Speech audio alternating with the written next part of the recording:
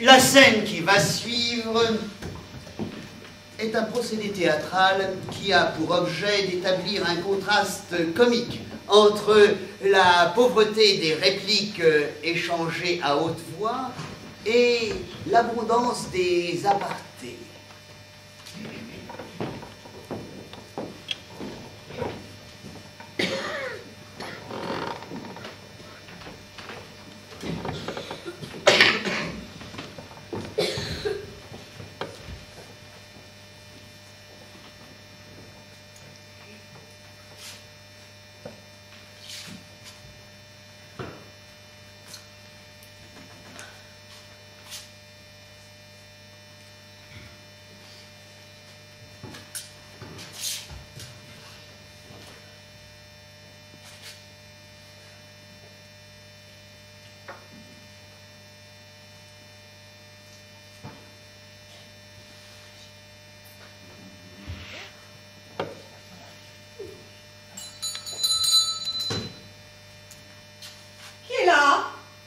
Ce ne soit pas Oswald, mon fiancé, je n'ai pas mis la robe qu'il préfère.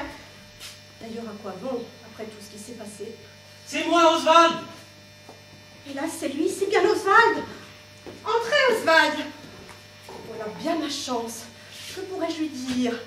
Jamais je n'aurais le courage de lui apprendre la triste vérité. Vous, Zénaïde. Que lui dire de plus? Elle est si confiante, si insouciante.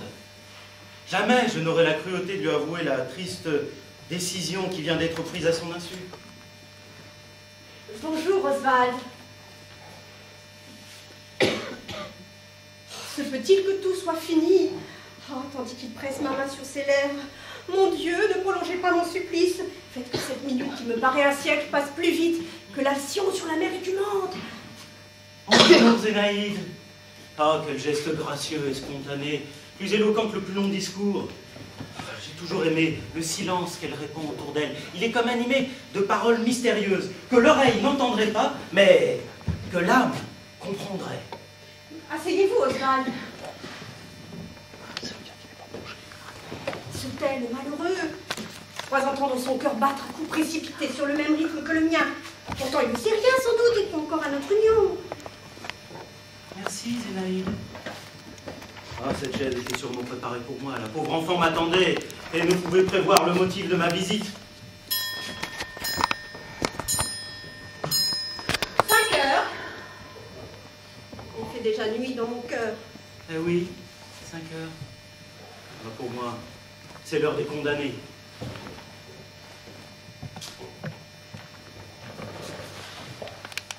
Il fait encore jour. Mais les volubilis ferment leur corolle. Ma grand-mère préfère les poids de senteur. Le jardinier a rangé ses outils.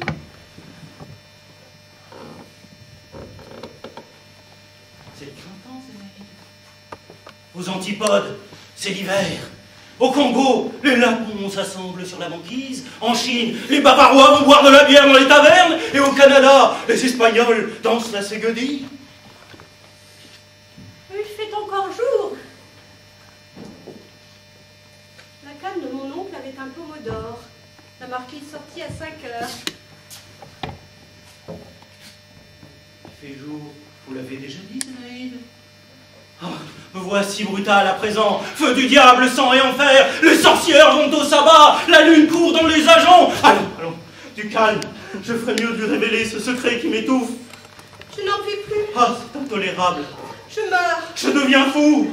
Hélas, Hélas, ma famille ne veut pas de notre mariage. Oh, vous disiez? Moi, rien. Ah non, je croyais. C'est-à-dire, Quoi donc? vraiment peu de choses. Mais encore. Oh, rien. Vraiment? Oui, vraiment. D'ailleurs, je vous écrirai. Ah, puisse ma lettre ne jamais parvenir à destination et féconder le gouffre de l'oubli, cependant que j'irai dans les sables d'Australie à la recherche d'un trésor moins précieux que celui que je perds. Peut-être vous répondrai-je. Ce sera la dernière lettre que j'aurai adressée au monde avant d'ensevelir dans un couvent ma jeunesse désespérée. Au revoir, Zénaïde. Le boulanger pétrit sa pâte. Les cuillères montent à cheval, le navigateur fait le point, la cheminée fume, le soleil lui, et moi, je dois dire adieu à la jeune fille que j'aime. Au revoir, Oswald.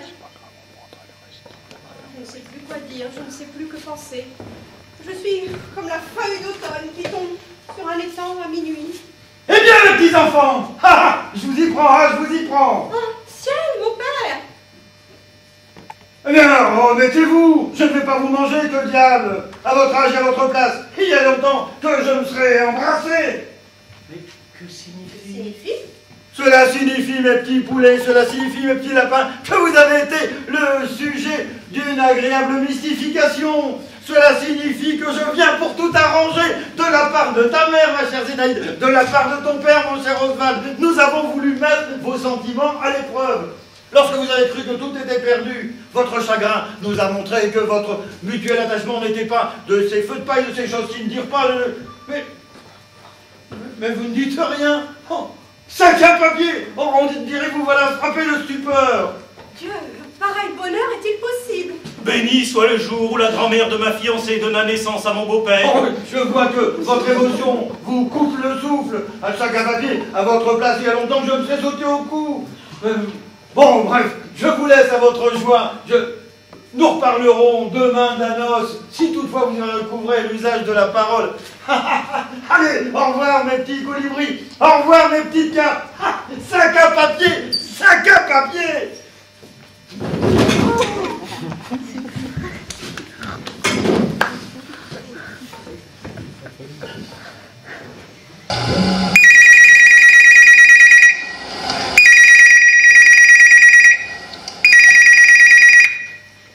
Oh, primavera, juventud del año, juventud, primavera de la vita.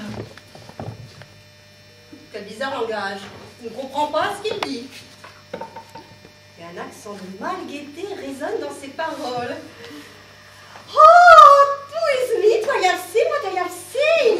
To see what I see. Et que dit-elle? Quelle est cette langue inconnue? Ah, musique bien-aimée de la voix. Ah, mélodie qui remplit notre âme. Et que nous ne comprenons pas ses paroles? Il est 5 heures, Zénaïde. Et voilà qu'il se trouve encore d'heure. Je dois apprendre à ne pas contredire mon époux. Eh oui, Oswald, c'est le soir déjà. Parle non, il fait encore grand jour. Mais il ne faut jamais contrarier les femmes. Vous voilà donc à moi, cher ange. Encore une erreur. C'est lui qui est à moi. Peu importe. Et oui, nous voilà enfin à nous, vous et moi. À nous. Elle a dit à nous. Elle à moi. Moi à elle. Nous à nous. Pour toujours. À jamais. À la vie. À la mort.